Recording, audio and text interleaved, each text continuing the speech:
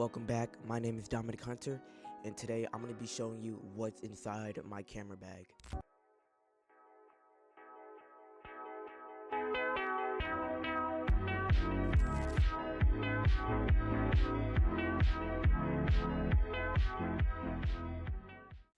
So first, for the bag itself. This is a Exploration and Explore bag setup. It's not a traditional backpack, it's more of a duffel bag.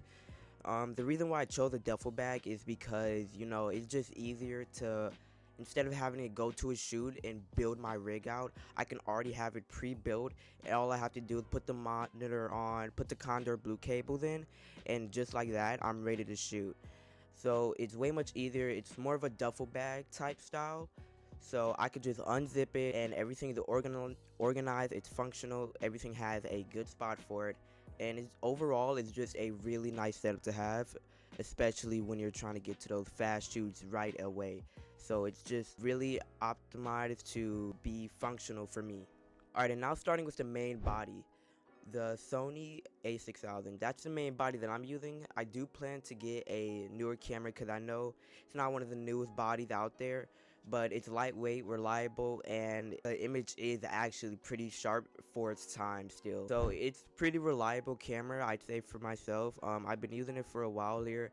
I think I've been using it for like 7 months. It's been a pretty good camera to me.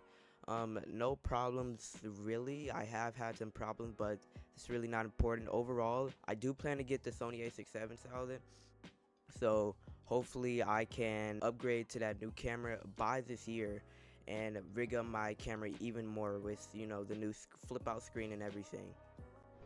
Alright, next up is my main lens. I'm using the Sony 55mm to 210mm. This is what I'm usually using when I'm This is what I'm usually using when I'm doing basketball or photography. Of course, I'm doing photography, but when I'm doing basketball, football games, any sports photography, anything, I need to get close range because, again, the Sony a6000 is a crop sensor, and the 55 to 210 is going to be really cropped. So it's a really good zoom lens, especially on a crop sensor.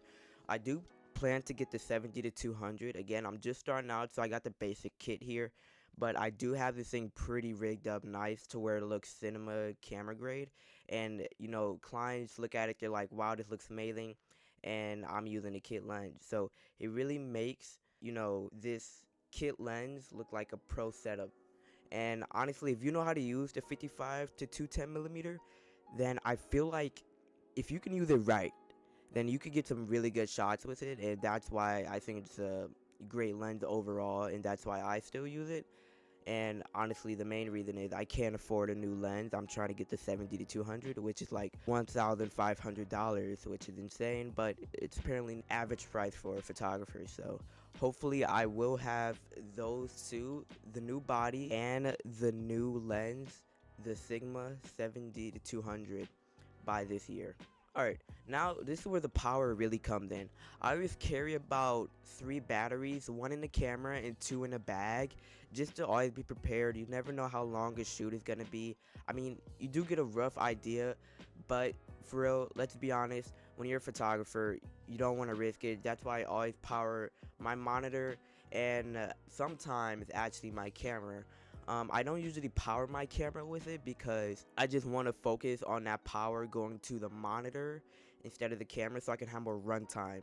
I would rather kind of switch out batteries than have my camera overheat from it constantly charging and charging than just doing that. Honestly, if my battery die, I could just pop it out, pop a new one in, but if my camera overheats, I have to wait a little bit, and that's wasting time on the set, which I could be recording, shooting, making b-roll, just doing anything productive instead of waiting here for my camera to cool off. Now, of course, we have to have the SD cards, little spot for the SD cards. When shooting sports photography, I usually do burst photo. I used to do like the maximum setting on burst photo, but I found out that actually deteriorates your camera health.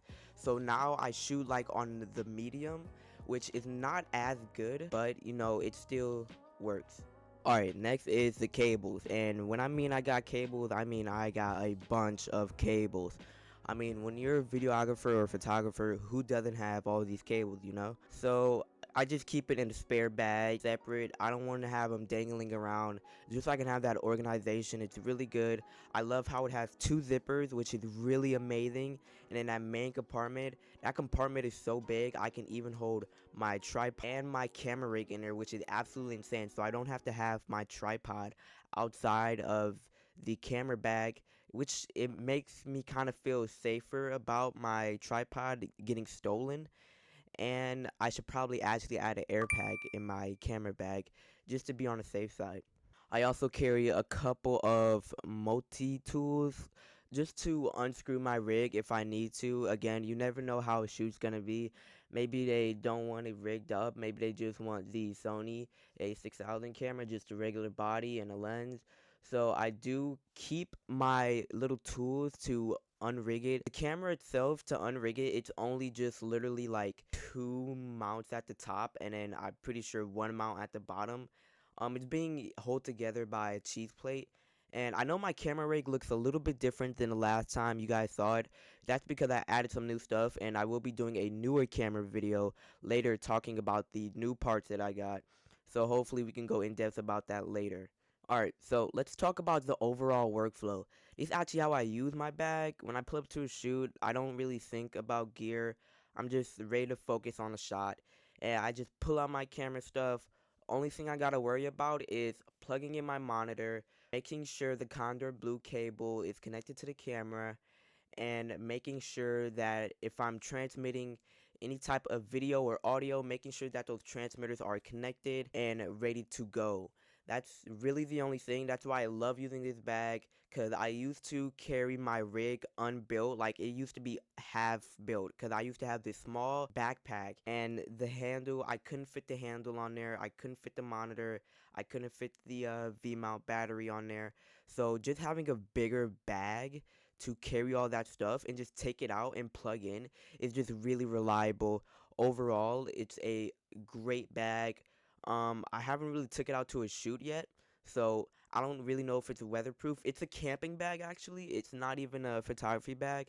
So, camping bags, hopefully this one is durable, or yeah, I just really hope this bag works good, and it honestly, what it's doing now, everything fit, and it's really good for my workflow now.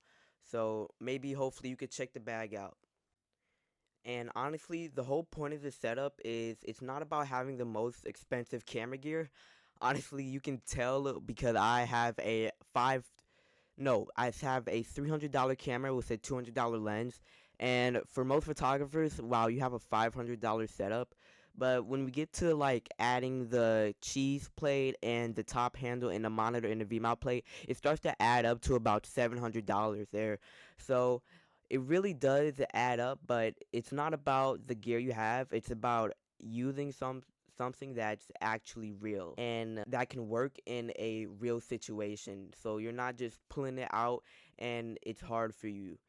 You never want to get camera gear that's going to make your job harder. I mean, why, if I'm a mechanic, why would I get some parts that's going to make my job harder when I could just get these simple parts and make my job way much easier, and fix the car way much faster.